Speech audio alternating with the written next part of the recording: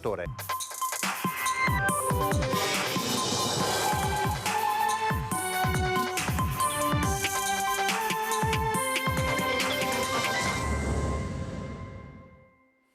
Giovedì 23 novembre, buongiorno, ben ritrovati, prima edizione di Antenna 3. Anche oggi abbiamo tante notizie da raccontarvi e poi ci saranno ospiti con i quali riflettere e approfondire diverse tematiche. In primo piano naturalmente discuteremo, parleremo della violenza contro le donne. Allora partiamo con gli sviluppi sull'omicidio di Giulia Cecchettin perché emergono ulteriori dettagli, emergono degli audio che Giulia aveva mandato alle amiche, degli audio vocali che aveva mandato alle amiche. Nelle sue parole viene alla luce la consapevolezza del ricatto emotivo a cui Filippo Turetta la stava sottoponendo. Mi sento in una situazione in cui appunto vorrei che sparisse, vorrei non avere più contatti con lui, però allo stesso tempo lui mi viene a dire cose del tipo che è super depresso, che ha smesso di mangiare, che passa le giornate a guardare il soffitto, che pensa solo ad ammazzarsi, che vorrebbe morire, che vorrebbe uccidersi, che non trova più un senso per andare avanti, che adesso è iniziata l'uni, a lui non frega di iniziare nessun corso, che passerà le sue giornate a casa, forse a studiare, tutte cose così. La voce di Giulia Cecchettin in un messaggio inviato ad un'amica 39 giorni prima della sua morte. Lo sfogo di una ragazza di 22 anni consapevole del fatto che sta vivendo una situazione difficile. L'audio è stato diffuso dalla trasmissione Chi l'ha visto. Nei secondi in cui Giulia parla si comprende la sua volontà di troncare in modo netto con Filippo Turetta, ma allo stesso tempo anche la sua grande gentilezza e sensibilità. La ragazza capisce che l'ex fidanzato la ricatta emotivamente. Non me le viene a dire per forza, secondo me, come ricatto, però suonano molto come ricatto e allo stesso tempo mi viene a dire che l'unica luce che vede nelle sue giornate sono le uscite con me o i momenti in cui io gli scrivo. E quindi questa cosa con il fatto che io vorrei non vederlo più perché comincio a non sopportarlo più mi pesa. E non so come sparire, nel senso vorrei fortemente sparire dalla sua vita, ma non so come farlo perché mi sento in colpa, perché ho troppa paura che possa farsi male in qualche modo, nel senso non credo che lo farebbe, perché mi sembra che mi dica queste cose più per costringermi a stargli sempre appiccicato, piuttosto che a tipo dirmi che effettivamente potrebbe farle, però il rischio c'è nella mia testa soprattutto e il fatto che potrebbe essere colpa mia mi uccide come cosa e non so come comportarmi.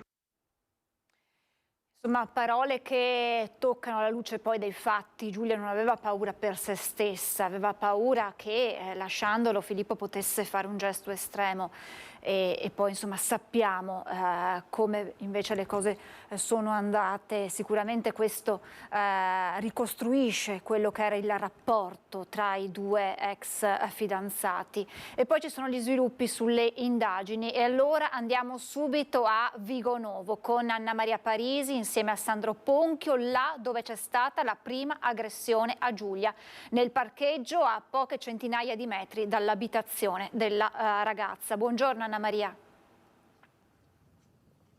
Sì, buongiorno Francesca e buongiorno alle nostre telespettatrici e telespettatori. Ecco, sono con Sandro Ponghio proprio nel parcheggio della prima aggressione. Sono le 23:19 di quel maledetto sabato sera quando la prima aggressione avviene proprio qui.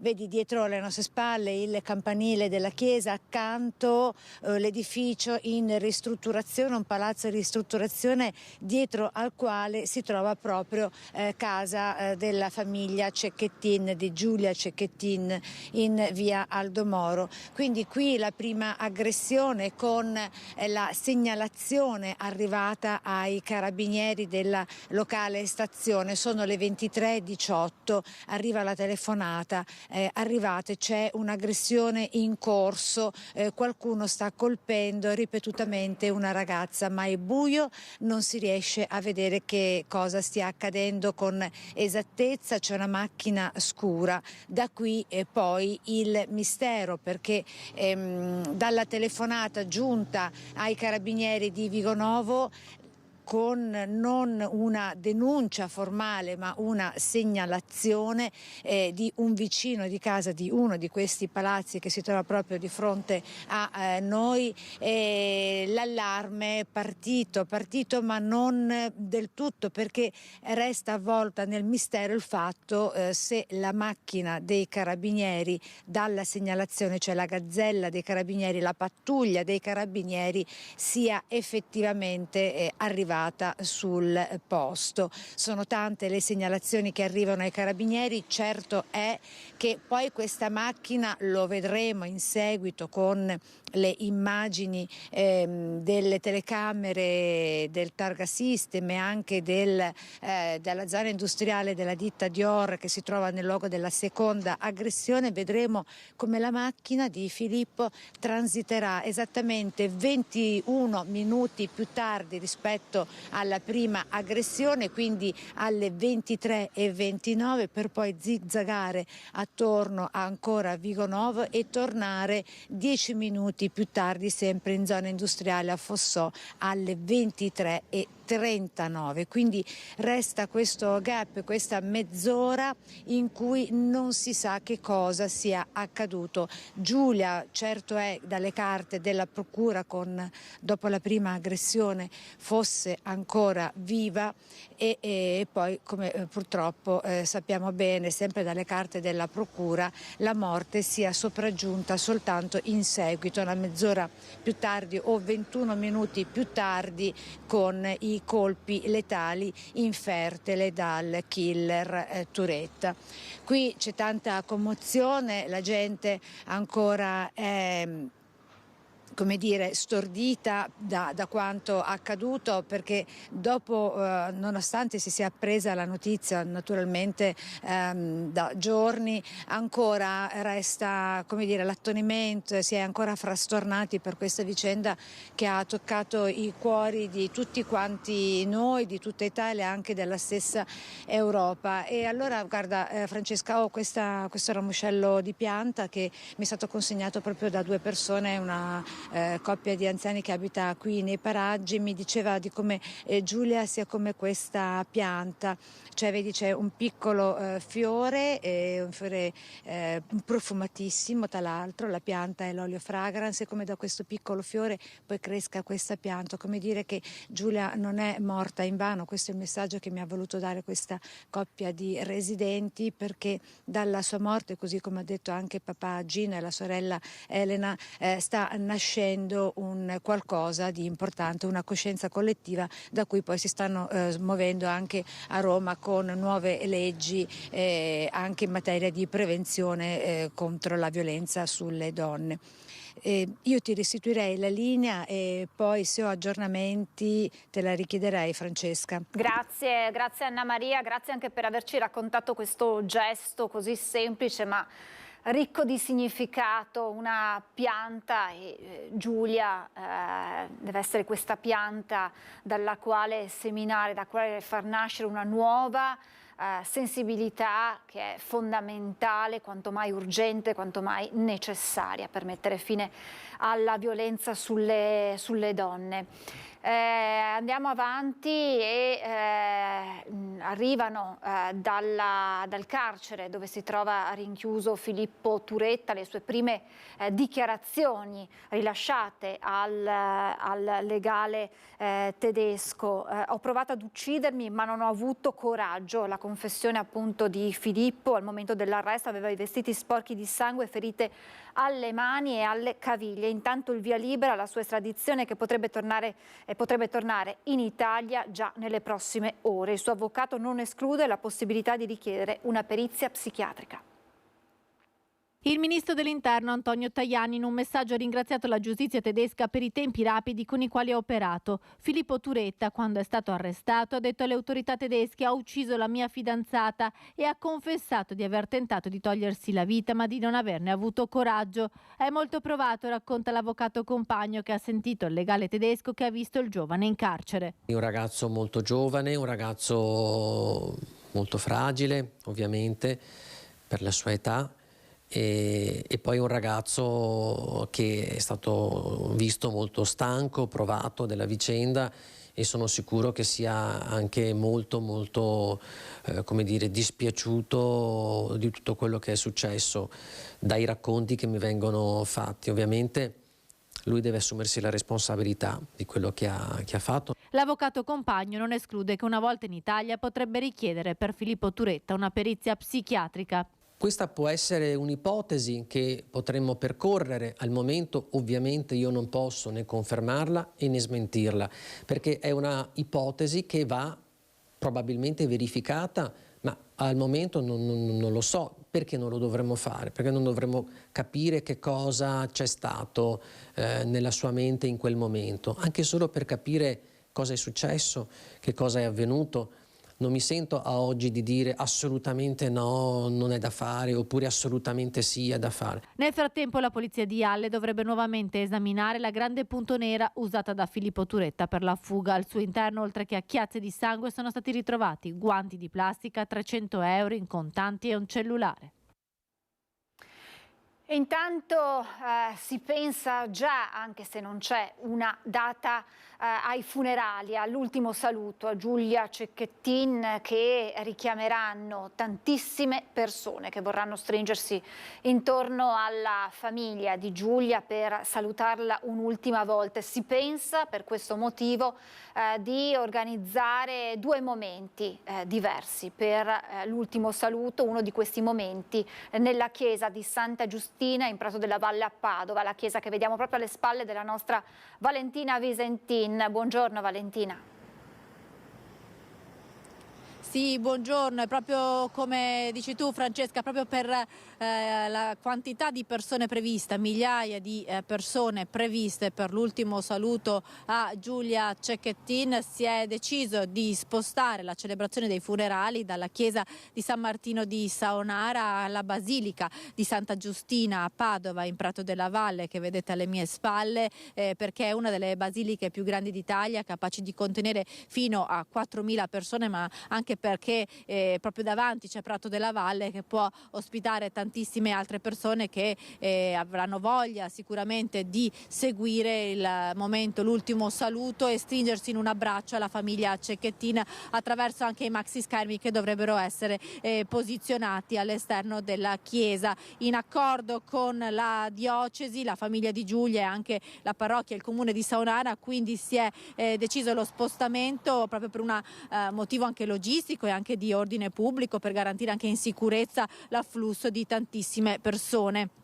E a celebrare, come avevamo già detto nei giorni scorsi, le esequie sarà il vescovo di Padova, Monsignor Claudio Cipolla, mentre per quanto riguarda la chiesa di San Martino a Saonara potrebbe essere previsto un secondo momento di preghiera e di raccoglimento più intimo, riservato ai familiari e conoscenti stretti di Giulia Cecchettin. Quindi due momenti distinti: il funerale pubblico al quale parteciperanno penso anche tantissime autorità e anche tanti studenti universitari, e poi invece qui a Santa Giustina a Padova, e poi un momento più intimo invece a Saonara, una parrocchia a cui era fortemente legata la mamma di Giulia Cecchettin, che è sepolta nel cimitero di Saonara, dove poi dovrebbe riposare anche la figlia. C'è tanta attesa per questo funerale, la data non è ancora stata fissata perché si attende ovviamente l'autopsia che verrà eseguita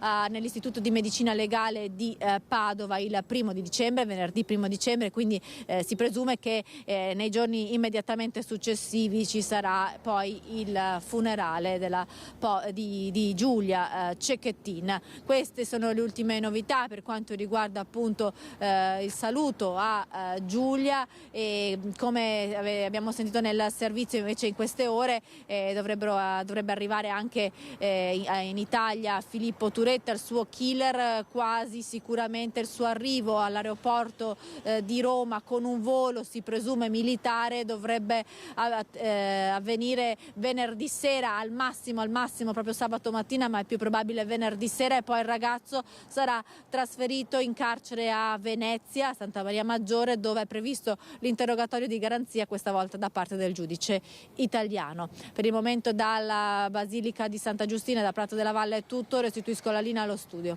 Grazie davvero a Valentina Visentini insieme a Federico Cibotto. Per quanto riguarda il fronte di quello che sarà poi tutta la vicenda giudiziaria, l'avvocato Giovanni Caruso del Foro di Padova, ordinario di diritto penale all'Università degli Studi di Padova, è il nuovo difensore di Filippo Turetta. Caruso affianca nel collegio difensivo il primo legale che avete visto anche nel precedente servizio, l'avvocato Emanuele Compagno di Dolo.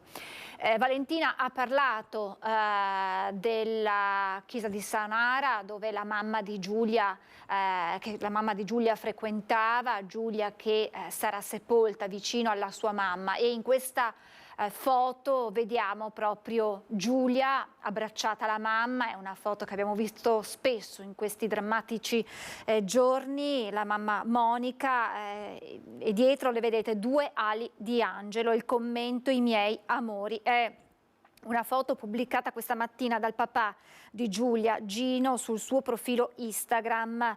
La fotografia ultima ad essere pubblicata da Giulia prima di venire uccisa è stata ritoccata in modo da apparire sfumata sullo sfondo di una scalinata sulla cui sommità compaiono 2 scritte, non una di meno, e il fiocco rosso della lotta ai femminicidi. E mentre sono stati spostati i fiori dalla casa di Giulia, emerge un nuovo video che riprende l'auto di Filippo Turetta in zona industriale a Fossò, ferma per 90 secondi, affari accesi. I fiori, i biglietti e le candele lasciati davanti alla casa di Giulia in questi giorni da decine di persone sono stati spostati sotto la sua gigantografia posizionata sulla parete del municipio di Vigonovo. Una decisione, ha spiegato il sindaco Martello, per ragioni di viabilità e fruizione pedonale dell'area, che è stata completamente riempita, per permettere di poterne lasciare degli altri proprio accanto alla sua splendida immagine con scritto "Giulia, ti vogliamo bene". Fiori, candele e biglietti sono però anche a Fossò, sul marciapiede, in cui dopo aver tentato di scappare dal suo aggressore, che l'aveva già colpita violentemente nel parcheggio di Vigonovo, è stata spinta con forza ed è caduta senza più rialzarsi. Quel marciapiede dove sono state trovate le tracce di sangue, i capelli e lo scotch. Ogni giorno che passa emergono dettagli su quella sera. Dopo il video che riprende l'aggressione nella zona industriale, ne spunta un altro, pubblicato dal Gazzettino, che riprende i movimenti successivi all'aggressione in un punto diverso. Dopo aver lasciato la quinta strada qui nella zona industriale di Fossò, dove ha caricato il corpo di Giulia Cecchettin, Filippo Turetta si è immesso nella via principale, via dell'Industria, solamente che invece di svoltare a sinistra per allontanarsi è andato a destra. Da qui si è immesso in via Settima Strada e poi in via Nona Strada, tutte strade interne e ancora più deserte. Ha rifatto il giro una seconda volta, dopodiché le immagini delle telecamere di un'azienda lo vedono fermo con la vettura a fari accesi per 90 secondi. Cosa ha fatto in quei minuti? Questo forse potrà chiarirlo solamente lui una volta rientrato in Italia. Dopo queste immagini le tracce dell'auto si perdono per qualche minuto per poi riapparire in via Provinciale Nord, fuori dalla zona industriale, percorrere la Riviera del Brenta e dirigersi verso il Trevigiano. Intanto la polizia tedesca ha trovato un secondo coltello nell'auto, ora sotto sequestro, oltre che un paio di guanti e un telefono cellulare. Sarebbero stati trovati poi circa 300 euro in contanti. Per quanto riguarda l'autopsia sul corpo di Giulia, sarà eseguita il 1° dicembre alle 9 all'Istituto di Anatomia Patologica della Clinica Universitaria di Padova. All'esame parteciperà anche l'anatomopatologo Antonio Cirnelli, nominato come perito della famiglia Cecchettin. Tante le manifestazioni per stringersi intorno a Giulia, per ricordarla e soprattutto per dire basta alla violenza sulle donne, come la fiaccolata di ieri sera in piazza Vicenza, che ha visto la partecipazione di oltre 5.000 cittadini.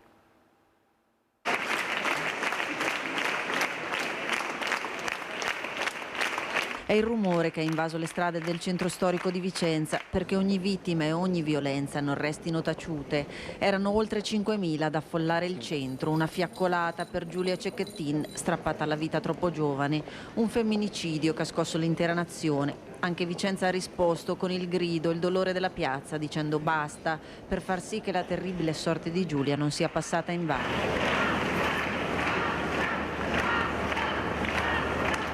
Un grido comune, condiviso. Mai una piazza così piena, ha dichiarato il sindaco Giacomo Possamai, che ha partecipato insieme a decine di sindaci alla manifestazione.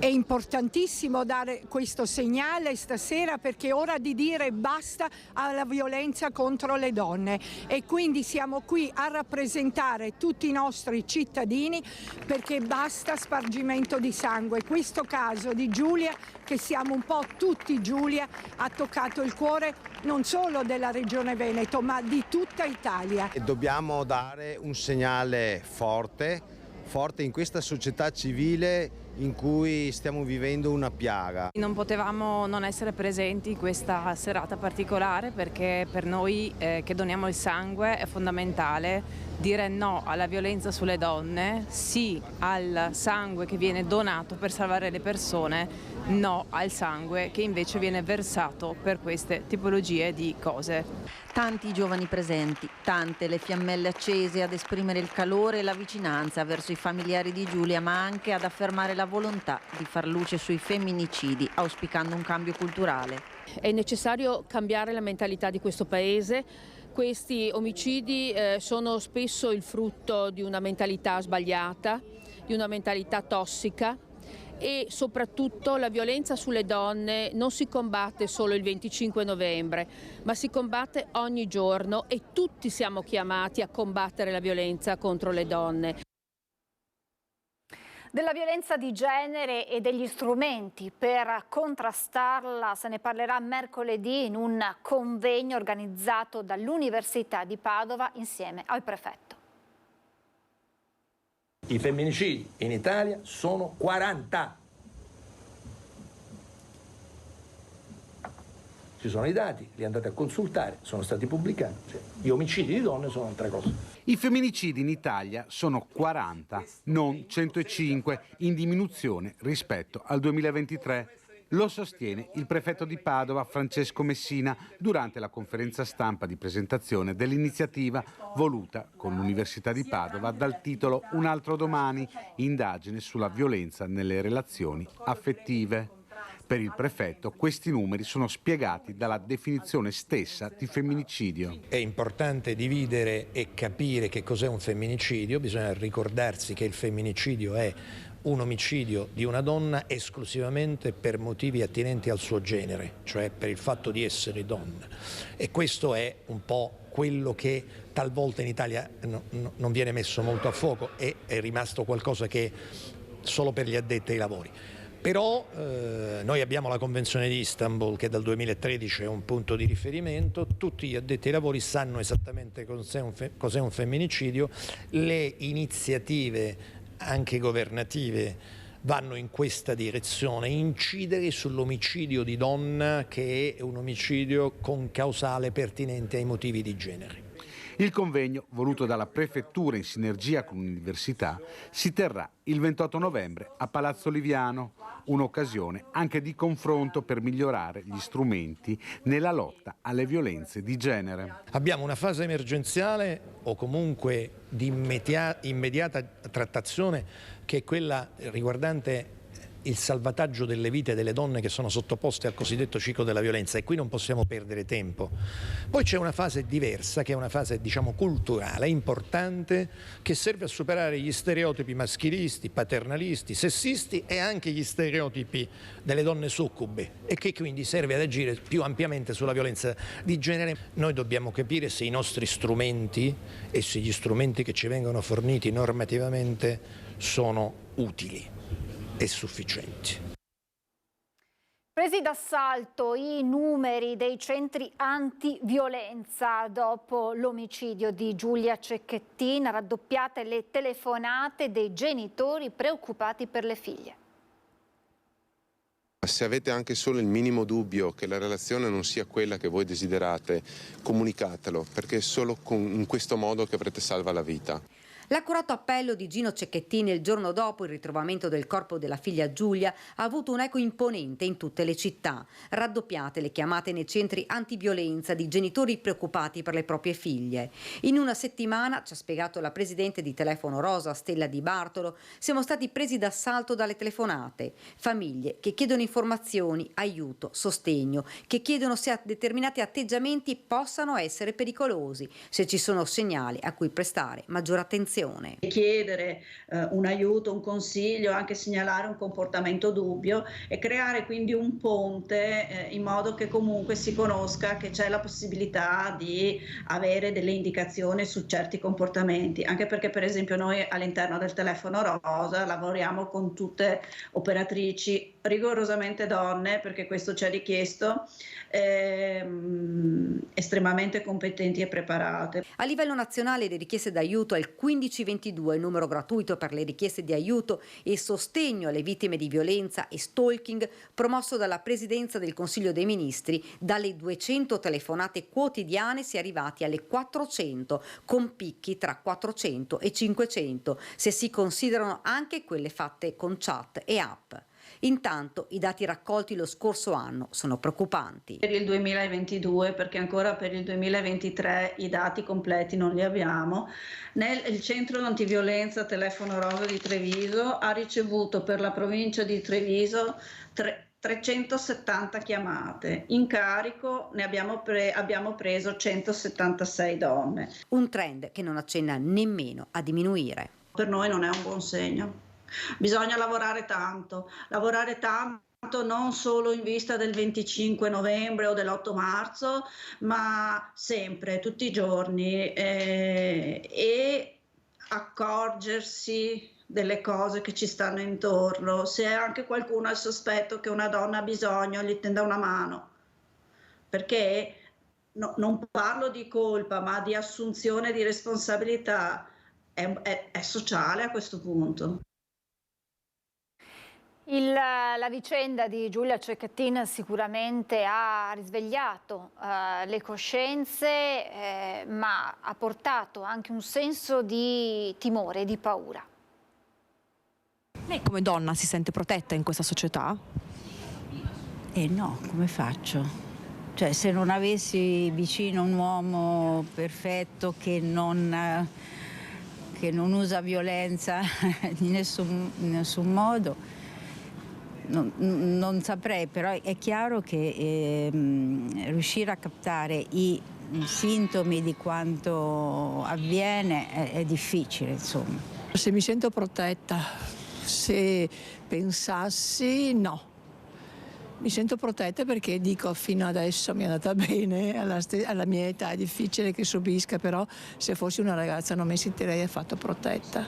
Sono così amareggiata che se avessi quel ragazzo lì non so cosa gli farei, perché non si può fare così, non è amore quello. L'amore è rispetto e quello non è amore proprio. Penso che dobbiamo proteggerci anche molto noi, perché dagli altri non ci si può aspettare. Lei come donna si sente sicura in questa società? No, assolutamente. Continuo a ripetere tutto quello che sento in televisione, cioè non ci fidiamo più di niente, neanche di uscire la sera, perché purtroppo non sapeva mai chi trovare. Educare alle relazioni. In questi giorni sta facendo discutere il piano presentato al governo dal ministro dell'istruzione Giuseppe Valditara, un progetto per migliorare l'educazione affettiva e alle relazioni nelle scuole, con l'obiettivo di contrastare la violenza degli uomini nei confronti delle donne, partendo dalla formazione e cultura. Delegare tutto alla scuola mi sembra veramente impossibile, perché i ragazzi vivono in famiglia, fuori, e devono imparare a vivere dall'educazione sentimentale da altre parti. Cioè, io sono insegnante, ma come si fa a fare insegnamento, educare l'educazione sentimentale, come si fa a fare? È molto importante anche il supporto da enti esterni, tipo la scuola è importantissima, i professori dovrebbero essere anche degli psicologi, perché il ragazzo ha un mondo, ha una mente, un mondo infinito con delle problematiche che tante volte non riesci neanche a percepire, perciò ci vuole anche nella scuola quell'attenzione in più. Io sono stata insegnante per 42 anni e abbiamo fatto educazione sessuale ai bambini e bisognerebbe essere costanti nel tempo. Non si può insegnare un anno perché c'è questa storia nuova e dopo abbandonare e dare un po' di troppa libertà ai familiari e ai bambini. Bisognerebbe essere costanti nell'insegnare, nell'educare e forse si ottiene qualcosa. Ma secondo lei questo è un compito della scuola? Beh, prima di tutto spetta alla famiglia. E logicamente la famiglia viene supportata dalla scuola e la scuola deve essere supportata dalla famiglia. In vista della giornata del 25 novembre, giornata internazionale contro la violenza di genere, le farmacie trevigiane diventano presidi per la sicurezza delle donne. Vediamo come. A volte basta anche solo lo scambio di uno sguardo per capire se c'è una situazione delicata, e quindi io credo che poter dare questo sacchetto sia comunque un segno molto importante, senza troppe parole. Non è un semplice sacchetto quello che sarà distribuito anche nei prossimi giorni nelle oltre 300 farmacie della provincia di Treviso, ma un potenziale messaggio in bottiglia per tutte quelle donne vittime silenziose di violenza. 1522 il numero disponibile 24 ore su 24 in caso di abuso. Da qui l'iniziativa in vista del 25 novembre dell'Ordine dei farmacisti trevigiani con Farmacie Unite, Federfarma e Soroptimist Conegliano Vittorio Veneto. Oltre al sacchetto in distribuzione anche un vademecum calato sulla realtà del territorio. Su questo opuscolo ci sono delle semplici informazioni sulla violenza, ma soprattutto ci sono tutti gli indirizzi relativi ai centri antiviolenza, ai consultori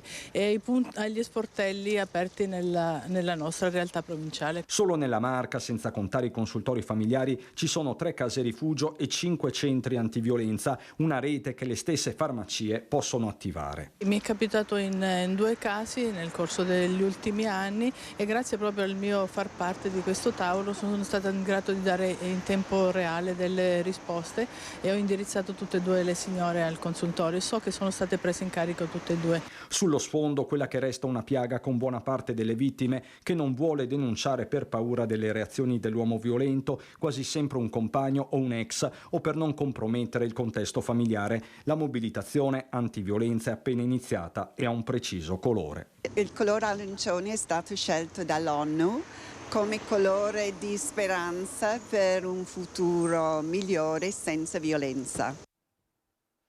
Ci fermiamo per qualche istante di pubblicità e poi torniamo in diretta, continueremo con la cronaca, continueremo a parlare della violenza sulle donne tra poco.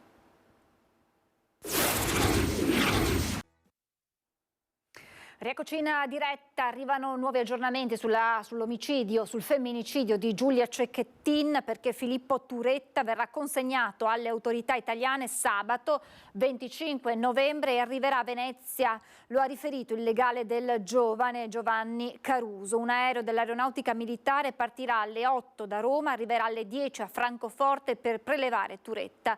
La partenza dallo scalo tedesco è prevista per le 10:45 con destinazione appunto l'aeroporto Marco Polo di Venezia. 5 anni di Daspo, la denuncia per molestie sessuali nei confronti di una minorenne, nei guai un 35enne ultras del Natri Ballet Treviso che ha palpeggiato una 17enne durante l'intervallo di una partita lo scorso 22 ottobre. Ha molestato sessualmente una ragazza di 17 anni palpeggiandola mentre la giovane era in coda ad un chiosco davanti al Palaverde di Villorba durante l'intervallo della partita Nutribullet Treviso Umana Reyer Venezia lo scorso 22 ottobre. Il questore di Treviso, Manuela De Bernardin, ha ora emesso un daspo nei confronti di un ultras 35enne del Treviso Basket. A denunciare le molestie era stata la stessa giovane che si era rivolta profondamente scossa per l'accaduto ai poliziotti in servizio di ordine pubblico al Palaverde, indicando il responsabile dell'aggressione. L'uomo è stato subito identificato dagli agenti che hanno appurato come il 35enne fosse già gravato da un precedente daspo per 5 anni emesso dal questore di Venezia lo scorso anno, valevole però solo per le competizioni calcistiche, di cui il nuovo provvedimento sempre per 5 anni esteso anche alle partite di basket. Il tifoso è stato anche denunciato per molestie sessuali. È linea dura dunque della questura di Treviso contro le violenze, contro le molestie nei confronti delle donne. Allora andiamo proprio dalla nostra Daniela Sizzia insieme ad Alberto Pivetta, insieme al questore di Treviso. Buongiorno Daniela. Buongiorno Francesca, buongiorno ai telespettatori. Il dato che è emerso nelle ultime ore è quello di un aumento di chiamate al centro antiviolenza a livello proprio nazionale, non solo locale, proprio di genitori preoccupati per questo fatto, che si domandano se ci sono, quali sono i segnali, insomma preoccupati per le proprie figlie, perché sono soprattutto genitori di ragazze giovanissime, quindi è un fenomeno che sta preoccupando. Sono aumentati anche gli ammonimenti per le violenze domestiche proprio qui a firma del questore di Treviso, un aumento che è proprio di quest'anno. Sì, quest'anno sono stati emessi fino a questo momento 57 ammonimenti per violenza domestica, uno strumento che è stato introdotto nel 2013 e ogni anno vede un aumento di casi. È uno strumento preventivo che ci permette di intervenire ammonendo le persone maltrattanti o che si rendono autori di violenze domestiche, di prevenire, di entrare subito in contatto, in azione, ammonendoli e diffidandoli dal continuare queste attività maltrattanti. Ecco, tante le iniziative che sono state messe in campo. Il 25, lo sappiamo, giornata contro la violenza alle donne, sabato sarete in Piazza dei Signori. Sì, scusate, è fondamentale che le donne siano consapevoli della situazione in cui vivono, che siano consapevoli dei rischi, siano consapevoli soprattutto degli strumenti a disposizione per chiedere aiuto quando sono oggetto di violenza.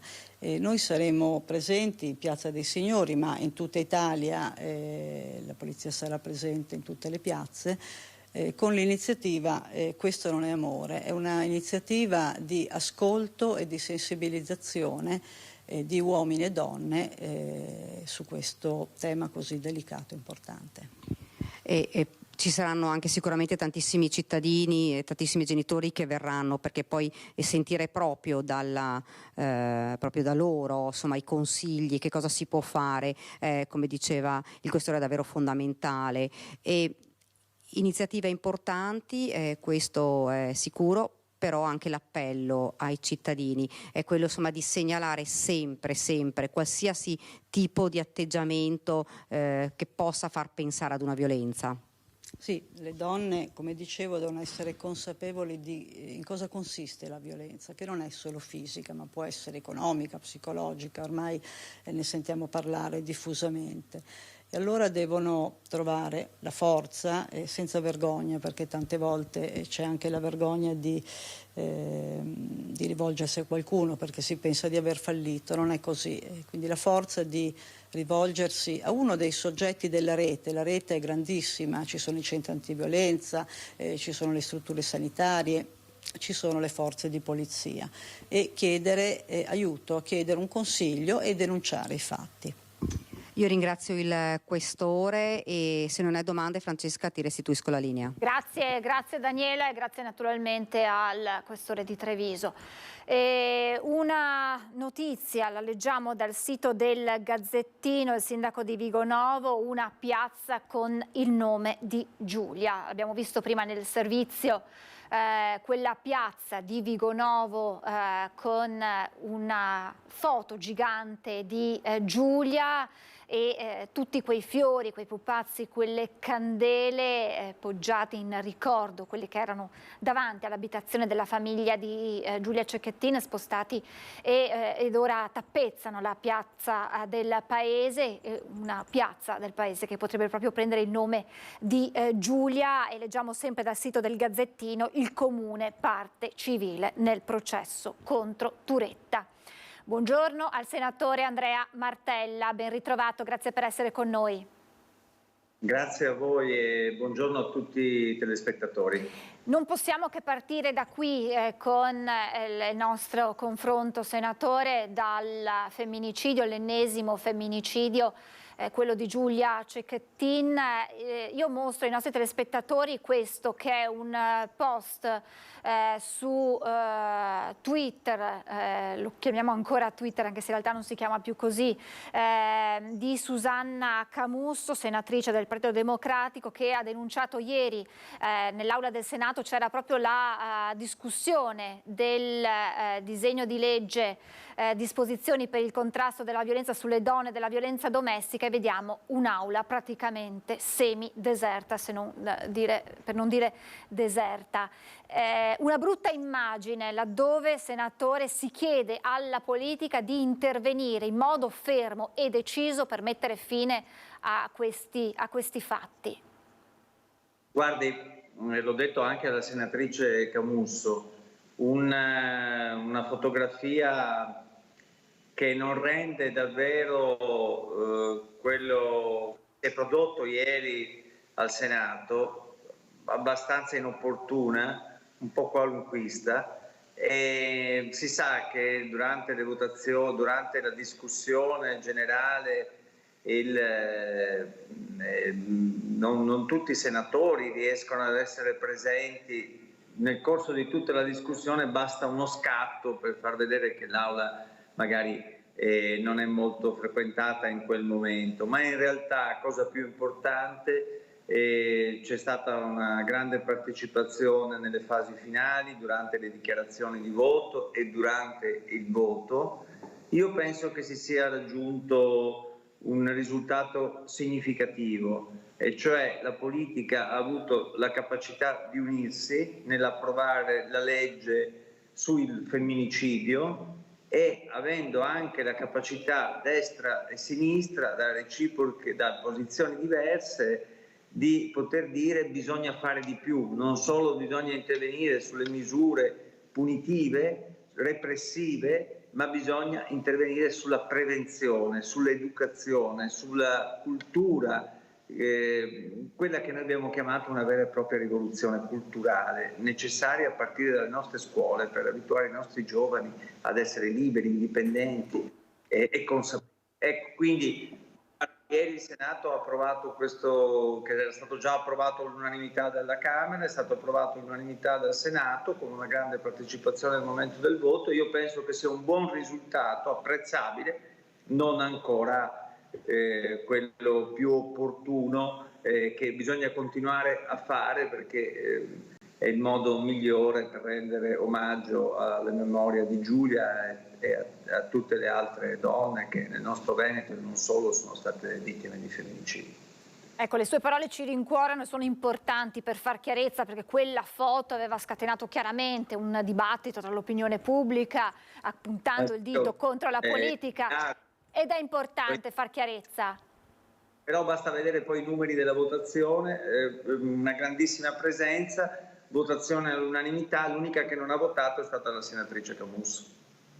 Ecco, senatore, la domanda successiva, ma lei in qualche modo l'ha già risposto: la politica sta facendo abbastanza sulla tematica della violenza contro le donne, o ci si sta svegliando in qualche modo e prendendo consapevolezza solo oggi, quando la lista di donne che hanno perso la vita, che poi si chiamino femminicidi o omicidi di donne, come ha voluto sottolineare il prefetto di Padova, si allunga di giorno in giorno in un drammatico bollettino senza fine?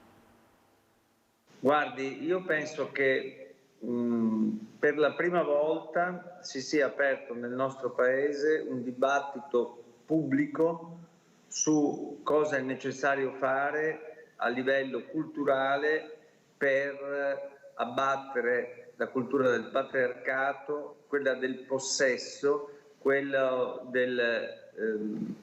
una forma come dire, impregnata di sopraffazione degli uomini nei confronti delle donne. Questo è molto importante, si sia aperto nel nostro Paese. Naturalmente bisogna fare molto e molto di più, sia in termini di sostegni, aiuto, prevenzione, per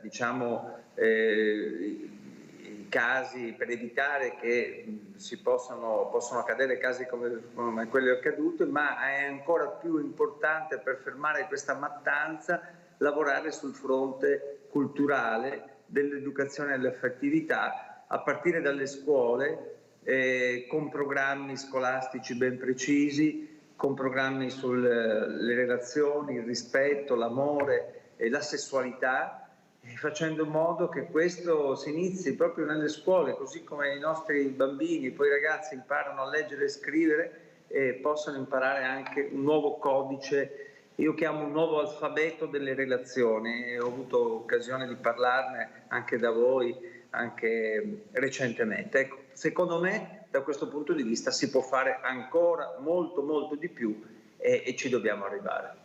Quindi lavorare sulla fase di prevenzione, l'educazione nelle scuole che inizi, cioè chi lo propone, sin dalla scuola dell'infanzia, proseguendo poi per gli altri gradi di istruzione, e aggiungo, senatore, che ci sia anche che le donne possano sentirsi protette e ascoltate laddove segnalino episodi di violenza, di maltrattamenti, che ci possano essere davvero un ascolto a 360 gradi e una protezione garantita per queste donne.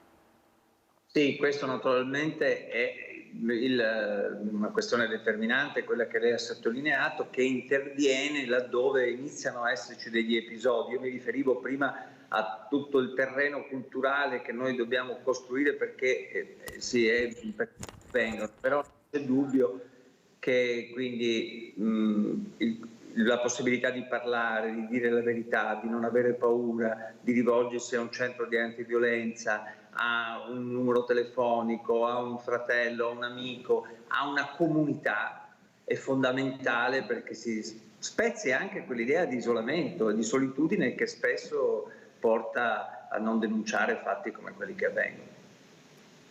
Lasciamo questa tematica così importante, così forte, e le faccio una domanda sullo sciopero generale di domani. La settimana scorsa c'è stato a scendere in piazza a protestare il settore pubblico, questa volta tocca al settore privato, insomma tutta la società per questa mobilitazione contro la manovra del governo.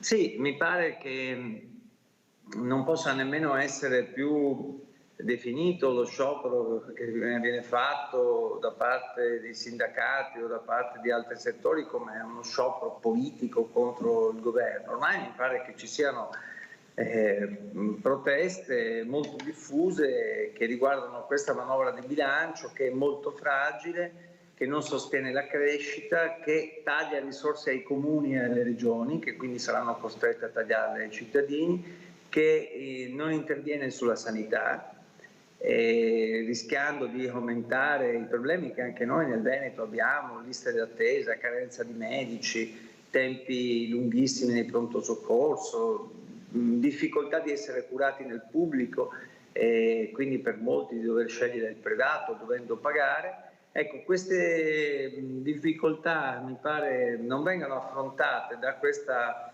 manovra e anzi rischiano di essere aumentati anche perché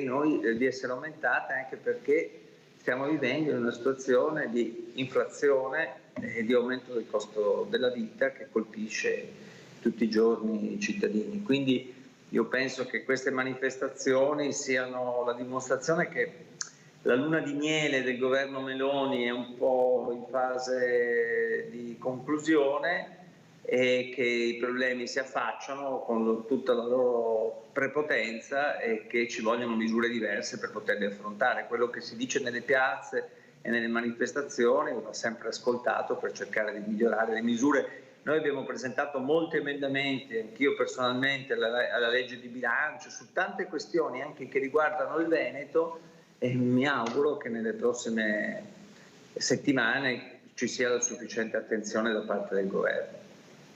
L'ultima domanda su un tema più leggero, mi passi il termine, è una notizia che leggiamo ed è appena uscita nell'agenzia ANSA. Prenderà il via nel 2024 la prima sperimentazione del contributo di accesso a Venezia. In alcuni weekend della prossima primavera i turisti che arriveranno nella città storica in giornata saranno tenuti al pagamento del ticket, lo ha annunciato il sindaco Brugnaro. C'è una seconda agenzia che spiega che saranno 29 in totale le giornate del 2024 in cui sarà sperimentato questo contributo d'accesso. Insomma, si inizia in modo graduale ad inserire questo ticket per visitare Venezia. Sì, diciamo che è una decisione che è ancora molto discussa. Io non so se sia alla fine la decisione giusta. Dobbiamo evitare che Venezia diventi un luogo che è solo da visitare, magari a pagamento. Bisognerebbe fare in modo che i flussi turistici su Venezia, la pressione turistica potesse diminuire con una politica più complessiva che va dai tour operator fino alle offerte che ci sono nella città. Ho l'impressione che questo tipo anche come è stato configurato, di contributo d'accesso si sperimenti, per non dire non lo si fa, però insomma ho l'impressione che non sarà questa la soluzione per fare in modo che Venezia possa avere un turismo sostenibile, compatibile con l'ambiente e con la società, anche perché per risolvere i problemi di Venezia, oltre a questo, c'è bisogno di risolvere il problema dell'accesso a Venezia, della residenza, e per risolvere i problemi della residenza è necessario che ci siano delle attività produttive.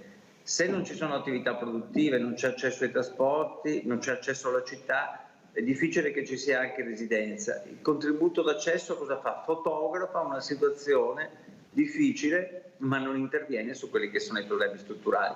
Se poi lei mi consente, vorrei dire solo una cosa velocissima a cui tengo molto, che è meno leggera di questa di cui abbiamo appena parlato, e oggi a Treviso ci sarà la commissione d'inchiesta sulla sicurezza nei luoghi di lavoro a seguito di una mia richiesta e dopo l'incidente drammatico che ha colpito un'altra ragazza veneta a Pieve di Soligo, e quella sarà l'occasione per mettere al centro, mi auguro, delle politiche nazionali e regionali questo tema che è rilevantissimo purtroppo, e insieme al femminicidio costituisce un'autentica tragedia anche per la nostra regione.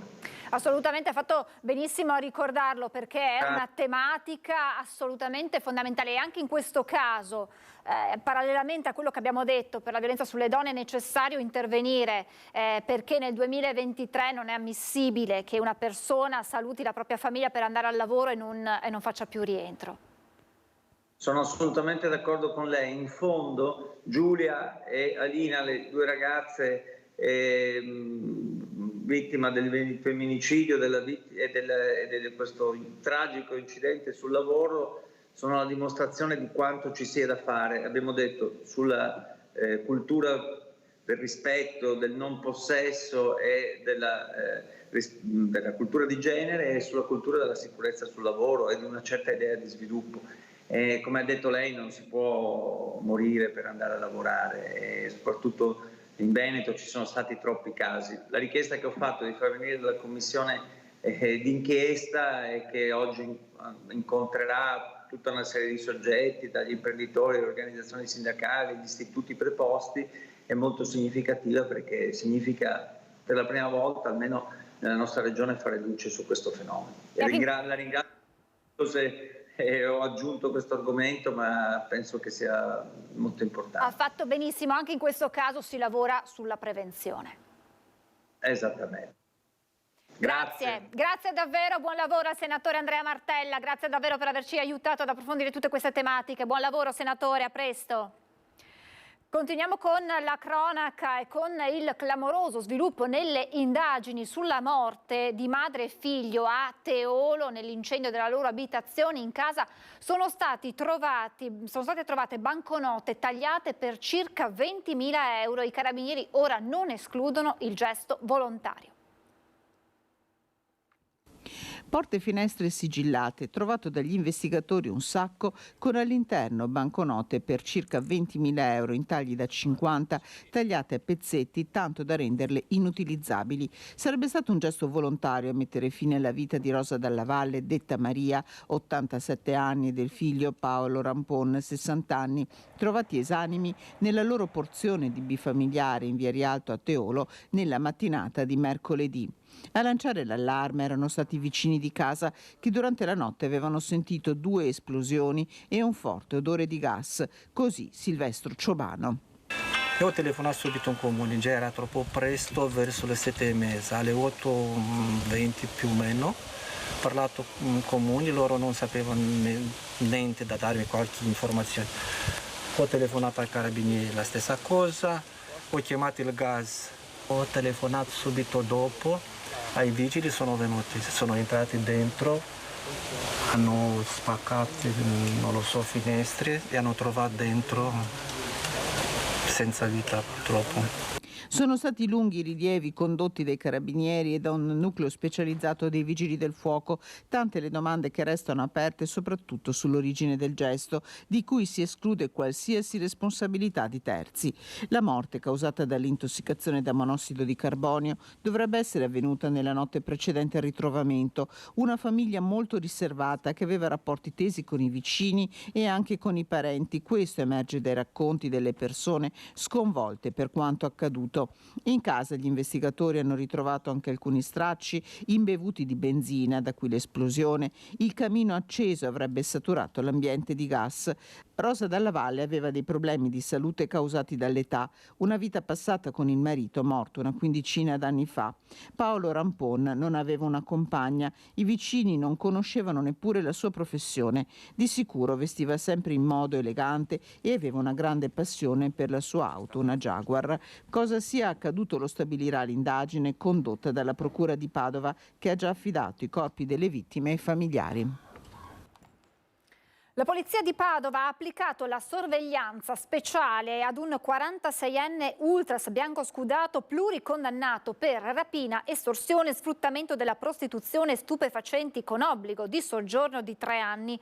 L'uomo, residente in un comune della provincia, ha a carico numerosi precedenti già dal 1997, ripetuti negli anni con reati di diverso genere: furti e rapine, droga, condotte ingiuriose, molestie nei confronti delle forze dell'ordine, violazioni commesse riguardanti le norme nel settore del gioco e delle scommesse clandestine e della tutela della correttezza nello svolgimento di competizioni agonistiche. Per questi fatti l'uomo è stato più volte in carcere, ha ricevuto avvertimenti ed ASPO dimostratisi inutili. Da tutto ciò è scaturito il provvedimento restrittivo. Adesso ci fermiamo per la pubblicità e poi tra poco continueremo a parlare di tutte quelle misure per arginare la violenza sulle donne. Parleremo anche di una mostra organizzata proprio in occasione della giornata del 25 novembre che vede protagonisti gli uomini. A tra poco.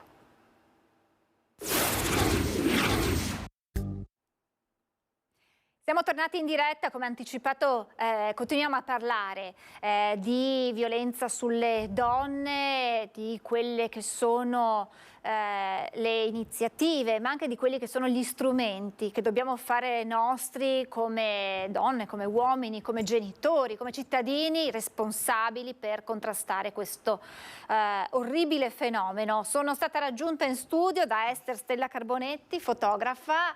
Buongiorno, grazie per essere con noi, ideatrice di questa mostra molto particolare di cui parleremo tra poco. In collegamento la ringrazio tantissimo, ben ritrovata la dottoressa Fortunata Pizzoferro, vicepresidente dell'Ordine degli Psicologi del Veneto. Grazie per essere con noi, dottoressa. Buongiorno, grazie a voi dell'invito. Allora, dottoressa, io parto subito con lei. Stiamo parlando in questi giorni di violenza sulle donne e del ruolo degli uomini. Sappiamo come i social spesso siano anche uno specchio della realtà esterna e abbiamo visto uomini prendersi la responsabilità, scusarsi quasi con quanto successo, altri uomini puntare il dito contro le donne. Qual è il ruolo dell'uomo in questa battaglia che, mi permetto di dire, non deve avere alcuna distinzione? Dobbiamo sentirci tutti responsabili nel portarla avanti. Sì, dice bene, in questi giorni abbiamo visto sui social delle battaglie molto polarizzate, mentre il problema è trasversale, ci coinvolge tutti, ma ci coinvolge tutti sia nelle cause che nelle soluzioni. Se di partenza c'è una società che ha una storia anche Allora, abbiamo un problema con il collegamento con la dottoressa Pizzoferro. Allora, vediamo di ripristinare il collegamento. Sì, chiedo alla regia di sistemare un attimo il collegamento in modo che possiamo sentire per... Eccola qui, è ritornata. Perfetto, prego. Prego, dottoressa. No, non ci sta. Vediamo di ripristinare per bene il collegamento e la vediamo un po' a scatti. Ci riproviamo, dottoressa, vediamo. Sì? Mi sentite? Sì, prego, grazie. Sì. Dicevo che in questi giorni effettivamente abbiamo visto sui social molta polarizzazione, come se fosse una battaglia tra i sessi, ma di fatto è un problema enorme che non potremo affrontare se non lo affrontiamo anche con un patto sociale in cui tutti riconoscono di aver contribuito ad una società di tipo patriarcale, una società sessista di cui ci portiamo una storia dall'inizio dei tempi, ma tutti facciamo parte di questa società e tutti dobbiamo contribuire ad un cambiamento. Contribuire ad un cambiamento, e mi verrebbe da dire che sarebbe anche bello vedere più spesso gli uomini portare avanti queste campagne, più uomini presenti alle manifestazioni contro la violenza sulle donne. Ne abbiamo visti tanti, bisogna essere onesti, in questi giorni nelle piazze, a fianco a figli, in fianco a fidanzate, a mogli, in ricordo di Giulia. Però dovrebbe partire più spesso dagli uomini questa consapevolezza e questa voglia di portare avanti loro per primi, senza essere in qualche modo trascinati dalle donne di casa in questa battaglia.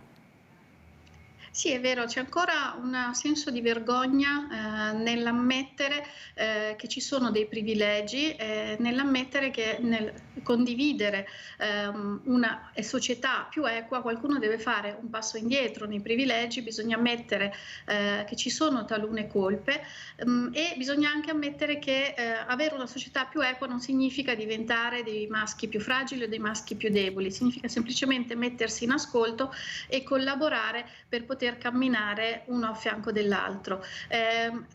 Sono stati già fatti molti cambiamenti nella società, la stessa mobilitazione che c'è ora per i fatti che stanno accadendo, ma anche attorno alla giornata del 25 novembre è comunque un cambiamento culturale. Fino a 50 anni fa alcuni delitti, come i delitti d'onore, erano la normalità, venivano anche giustificati, quindi gli uomini stanno facendo un cambiamento. Sicuramente è necessario ora fare quel passo ulteriore che ci mette tutti in dialogo per capire quali sono le varie cause dei problemi e anche insieme contribuire a trovare delle soluzioni per ristabilire maggiore equità. A proposito di uomini. Esther Carbonetti, fotografa, l'anno scorso, faccio una piccola premessa per introdurre poi la mostra di quest'anno. L'anno scorso realizza, su richiesta del comune di Morgano, visto il suo impegno che ormai porta avanti da 10 anni, di impegno sulla consapevolezza, la maggiore consapevolezza di tutte quelle che sono le tematiche che riguardano la sfera femminile, il mondo delle donne, organizza, eccola qui, una mostra, questa mostra che vede protagoniste le donne e chiede loro di dire una frase che pronuncerebbero laddove venissero a sapere che qualche loro amica, qualche loro familiare fosse vittima di violenza sulle donne. In quell'occasione, mi corregga se sbaglio, il sindaco dice peccato che non ci siano a proposito gli uomini. Lei porta avanti, sente questa vocina che l'accompagna per 12 mesi e quest'anno, quando le viene chiesto nuovamente di organizzare una mostra, decide proprio di chiamare in causa gli uomini che sono i protagonisti della mostra di quest'anno. L'anno scorso c'era stata un'adesione oltre le aspettative, quante donne avevano partecipato? Una sessantina di donne. Quest'anno quanti uomini si sono presentati? 24. Quindi ben al di sotto del numero dell'anno scorso. Ma lei dà un'interpretazione a questa, che non vuole essere, mi diceva prima quando ci siamo sentite, una giustificazione, ma un'interpretazione anche un po', e poi qui, dottoressa, verrò da lei, di quella che è la cultura nella quale siamo tutti cresciuti. L'uomo è maschio, il maschio non può piangere, non può dimostrare le proprie debolezze, quindi non può nemmeno in qualche modo dimostrare una sensibilità di fronte a questo problema, in qualche modo? Sì, è quello che ho rilevato in questi giorni, perché la mostra appunto è stata realizzata, gli scatti in questo ultimo mese e mezzo. Ma per me è stato molto interessante osservare le persone che sono venute a vedere la mostra, che stanno venendo a vedere la mostra. In particolare domenica c'era un mercatino, quindi eravamo all'aperto, quindi c'erano persone anche non del comune che passavano davanti a queste immagini e ho avuto la conferma, la riprova del fatto che ci sono uomini sensibili che però fanno fatica a esprimersi. Quindi fanno fatica a dire mi dispiace per questa cosa, anche semplicemente dire empaticamente mi dispiace per questa ragazza è difficilissimo da ascoltare. Non so se vi siano capitati uomini accanto che l'hanno detto così in maniera tranquilla e serena. Quindi ho avuto testimonianza di uomini che hanno provato vergogna. E anche questo mi è dispiaciuto, perché in realtà sono uomini magari molto sensibili che però si prendono la responsabilità di qualcosa che non è direttamente loro, chiaramente. Qui il tema secondo me è proprio sociale, è proprio legato a quello che ci portiamo dietro come storia, ma è una storia che noi stiamo cercando di cambiare. La consapevolezza delle donne era il tema dell'anno scorso, quindi siamo noi le prime che dobbiamo amarci. Nell'amarci io mi faccio rispettare, quindi conosco quelle che sono le mie potenzialità e anche le mie fragilità. Perché prima dicevamo al telefono, le dicevo stamattina, nel momento in cui io penso di non meritare amore, di non meritare granché, elemosino da qualunque mi arrivi di fronte, no? Quindi non c'è neanche capacità di discernimento di quella che è una figura maschile che non è amorevole. E quello era il tema dell'anno scorso. Il tema di quest'anno è voluto essere diverso, cioè in casa noi impariamo quello che è un modello. Io penso alla mia educazione, la mia educazione si è basata su cosa io vedevo nei miei genitori, nella mia famiglia. Quindi se io in casa ho ricevuto delle immagini, delle modalità comunque di sopruso, o che quello era normale, o di maschilismo, perché io sono nata in una famiglia dove le donne dovevano fare le pulizie e gli uomini dovevano essere serviti e riveriti. Quindi io ho dovuto lavorare tantissimo su me stessa per arrivare a definire quelli che erano dei confini sani per me, e facendo questo mi sono resa conto che ho educato l'uomo che avevo al mio fianco. Questo non vuol dire avere la presunzione di educare l'altro, però il punto di partenza un po' siamo noi. E dall'altra parte è chiaro che ci sono casi e non possiamo generalizzare, ma ci sono a volte degli uomini, abbiamo davanti degli uomini che hanno anche una sensibilità, che chiaramente si trovano anche spiazzati di fronte ai nostri cambiamenti, però anche avere la sensibilità di far comprendere il senso profondo dei nostri cambiamenti, quindi anche dell'affermare noi stesse, senza voler togliere niente a nessuno, ma è co-costruire qualcosa di nuovo, non solo per noi adulti, ma soprattutto per le nuove generazioni. Perché lì, credetemi, io ho un dispiacere enorme nel vedere che ci sono tanti ragazzi che appunto comunicano in un certo modo, che seguono anche un certo tipo di musica che è aberrante e che non è ammissibile, secondo me, in un contesto sociale dove si parla di rispetto e amore. Parlo della musica trap in particolare. E un genitore noi non possiamo far finta di niente, noi siamo i nostri primi educatori dei nostri figli e mi viene da dire che pur non avendo io stessa figli, sono la prima educatrice nel momento in cui entro in contatto con dei ragazzi che parlano in un certo modo, comunicano in un certo modo. Io non posso far finta di nulla perché io faccio parte di questa società. Dottoressa Pizzoferro, le chiedo subito anche un'interpretazione psicologica di questa ritrosia da parte degli uomini a prendere parte ad un'iniziativa come questa e ad affrontare una mostra come questa con una sorta di vergogna, di pudore nel dimostrare la vicinanza alle donne vittime di violenza. Le faccio un esempio, dottoressa. Noi abbiamo adesso la possibilità per gli uomini di prendere un congedo quando nasce un figlio. Sono molto pochi gli uomini che ancora lo prendono perché questo potrebbe portare anche un vissuto di derisione nell'ambito lavorativo, così come se un uomo si prodiga per la cura dei propri figli oppure per la cura della propria casa viene in qualche modo tacciato per essere un uomo poco virile.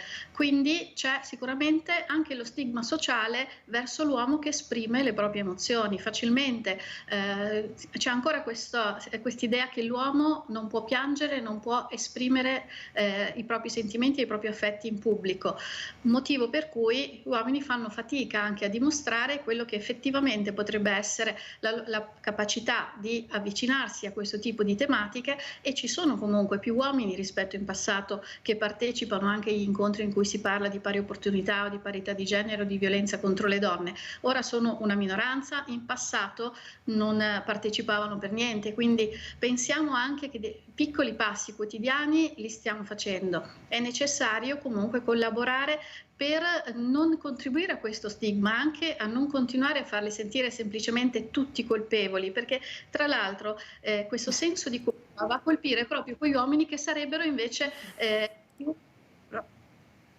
scusate, ho sentito rumore, sarebbero invece più interessati a mettersi in discussione.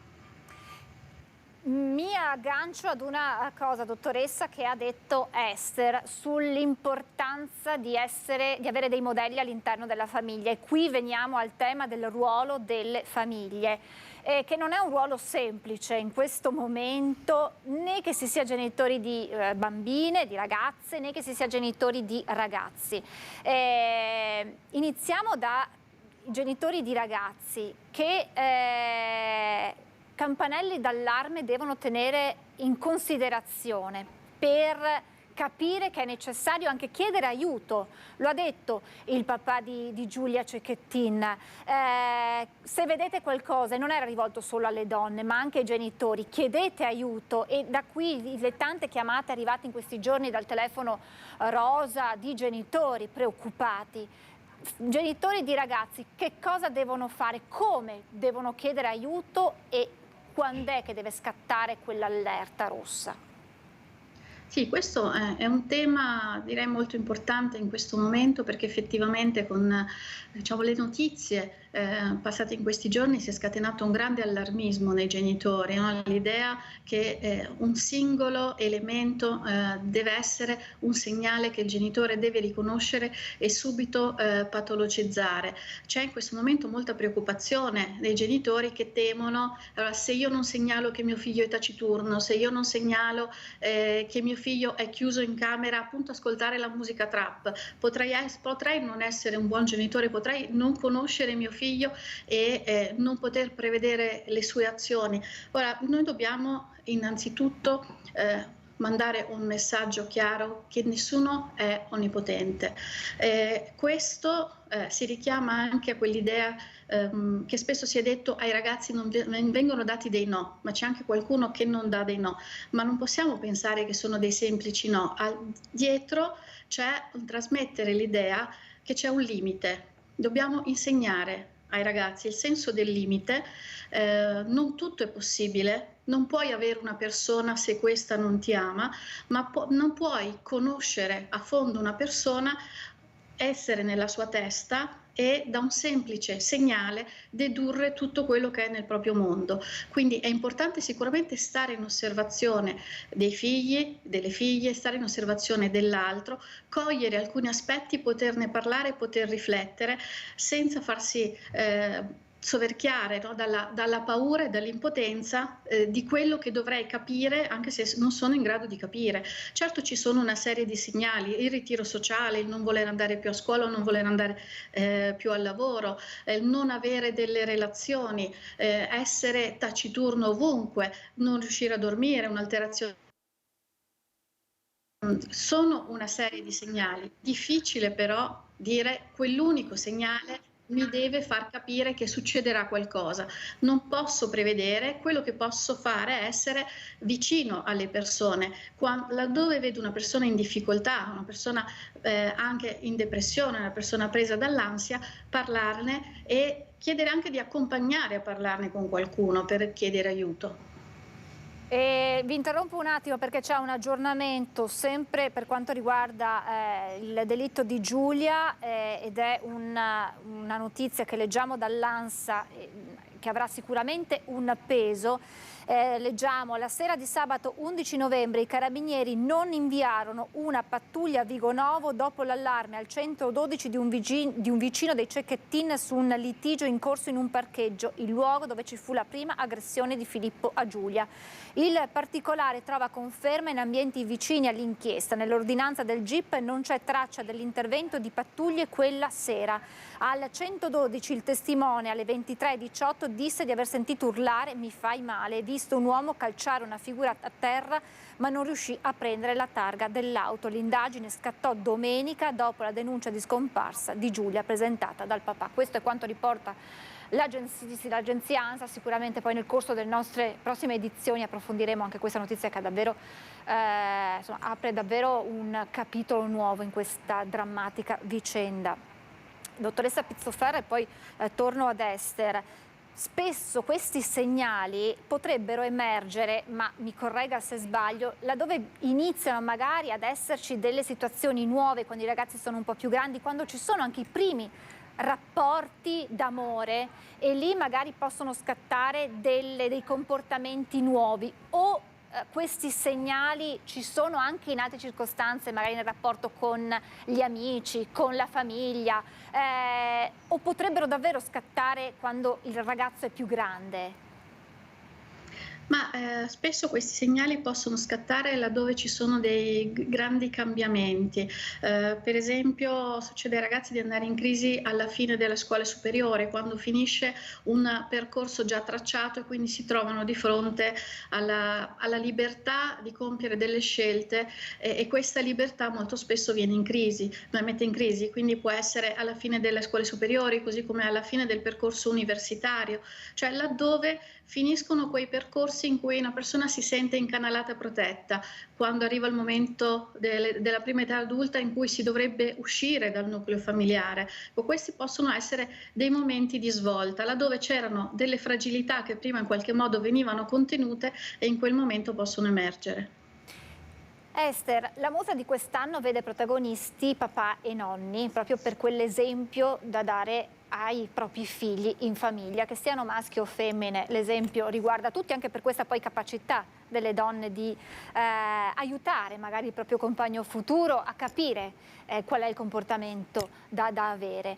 E anche in questo caso sarà fatto il tentativo, parlo di tentativo, di invitare gli uomini a scrivere qualcosa, ad esprimersi anche attraverso le parole, e lì c'è stata la difficoltà. Sì, la difficoltà è proprio per questo che dico che ci sono uomini che fanno anche proprio fatica a dire semplicemente appunto un mi dispiace. Però allo stesso tempo ci sono stati gli uomini che sono arrivati, le frasi raccolte perché sono arrivate, io mi sono resa conto dalle prime persone incontrate che c'era proprio una difficoltà a dire qualcosa di questo genere. Però allo stesso tempo ci sono stati gli uomini che sono arrivati proprio con una frase già pensata, perché sapevano che l'anno scorso c'era stato questo tipo di iniziativa, e sono state delle frasi anche molto intense, semplici e intense, anche di ragazzi tra l'altro, non solo degli adulti.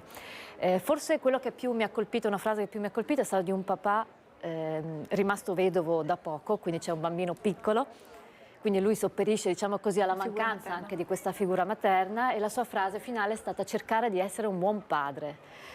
Credo che in questa frase ci sia tutto. ci sia tutto, perché, ripeto, ognuno di noi fa del proprio meglio, questo credo che sia la cosa più importante. Quindi quando c'è una situazione, un fenomeno nella nostra casa che ci fa scattare un campanello di allarme, forse la primissima cosa è proprio il dialogo, quindi cercare di comprendere che cosa pensano questi ragazzi, cosa hanno dentro, cosa provano. Esserci, esatto, cioè non deleghiamo, perché io mi sono resa conto che siamo in una società di delega, stiamo delegando alla scuola, stiamo delegando allo Stato, stiamo delegando a tutto l'esterno, perché mi rendo conto che non è semplice, è un lavoro semplice, l'ha detto anche lei prima, però siamo qua, cioè, voglio dire, non scelgo di avere un figlio e poi mollarlo nel mondo sperando che... E colpevolizzando poi, perché spesso questo si sente dire, si colpevolizza la società, ma siamo noi la società, si colpevolizza la scuola che deve accompagnare in un processo educativo che vede però le famiglie come protagoniste numero uno. Sì, io in questi giorni ho raccolto anche delle testimonianze, dei racconti che mi hanno fatto accaponare la pelle, cioè di bambine di 8 anni palpeggiate dai compagni di classe e genitori che non dicono niente perché tanto non è mia figlia. È comunque nostra figlia, è anche mia figlia, anche se io non la conosco, perché c'è qualcosa che proprio non va, è disfunzionale. E questi come sono arrivati a lei, nei messaggi? Sono conoscenze, perché io lavorando, incontrando donne, raccolgo anche racconti di questo tipo, magari diretti o indiretti, in questo caso era comunque diretto, ecco, non in prima persona, ma in seconda persona.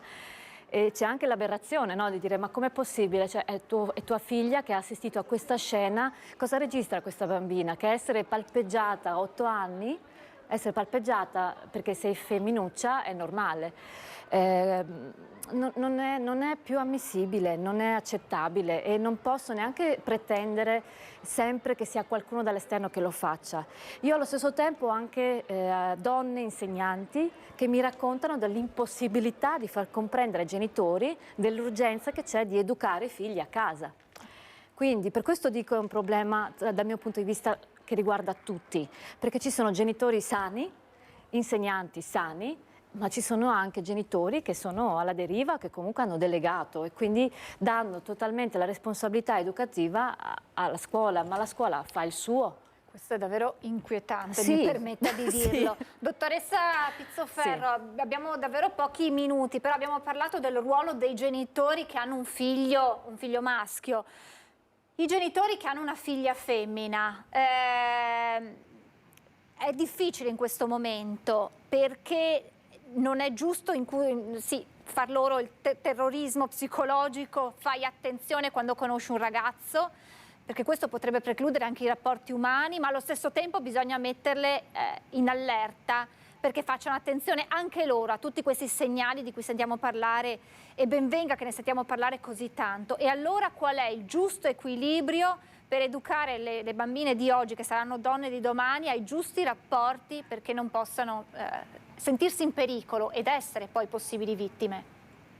Sì, guardi, io non vorrei mai educare delle bambine, delle giovani donne a fare attenzione all'ultimo appuntamento, che poi significa fare attenzione a non andare fuori con la minigonna, fare attenzione a non bere a una festa, quindi una continua limitazione delle proprie libertà. Direi che bambine e bambini vanno educati insieme ad avere un scambio relazionale paritario. Per questo tutti i progetti che tutti gli attori possono mettere in campo, dalla scuola alle famiglie ai comuni, sono utili per contribuire una goccia in questo mare per crescere sia bambine che bambini nel rispetto l'uno dell'altro e nel poter creare delle relazioni che sono sane e rispettose. Prima diceva la vostra ospite in studio che appunto ognuno deve fare del suo, non dovremmo mai considerarci genitori di figlie femmine o genitori di figli maschi, ma siamo degli adulti che devono contribuire a creare una nuova generazione che sarà ancora più capace di noi di costruire un mondo con minor violenza tra i sessi. Per questo la scuola scuola è comunque fondamentale proprio perché può arrivare a tutte le famiglie, a quelle che sono già sensibilizzate, le famiglie che già cercano di fare del proprio, ma possono arrivare anche laddove ci sono delle famiglie con una maggior povertà di tipo culturale, in cui non ci sono ancora gli strumenti per poter educare i bambini così come potrebbe essere fatto a scuola, quindi tutti devono fare del proprio. Purtroppo io ho finito il tempo a disposizione, ma andrei avanti ancora a lungo a parlare insieme a voi perché sono sicuramente tanti gli spunti sui quali potremmo riflettere. Grazie davvero alla dottoressa Fortunata Pizzoferro, vicepresidente dell'Ordine degli Psicologi del Veneto, grazie per averci aiutato a capire un po' di più quelli che sono i meccanismi. Grazie davvero dottoressa e grazie ad Ester Carbonetti per averci portato nel mondo della fotografia e della lettura dell'uomo nei confronti della violenza sulle donne. Grazie davvero ad entrambe, io vi lascio con il film Afterward. Grazie per averci seguito, il meteo, pubblicità e poi il film. Arrivederci.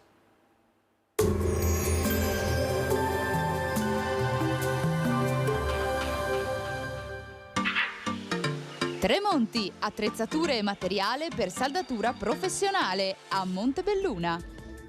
Bentrovati al meteo. Tempo stabile sul nostro territorio grazie all'alta pressione. Nel weekend poi un fronte freddo darà il via ad una fase decisamente più invernale.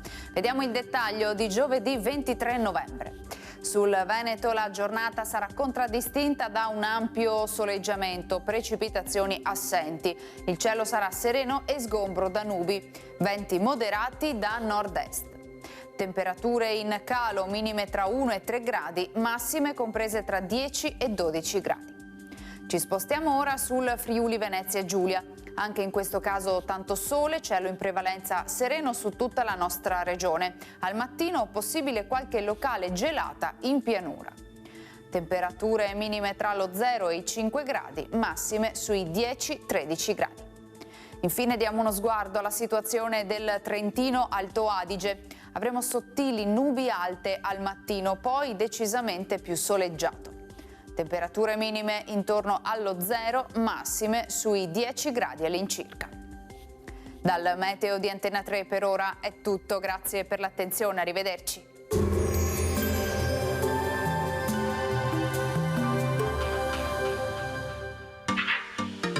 Tremonti, attrezzature e materiale per saldatura professionale a Montebelluna.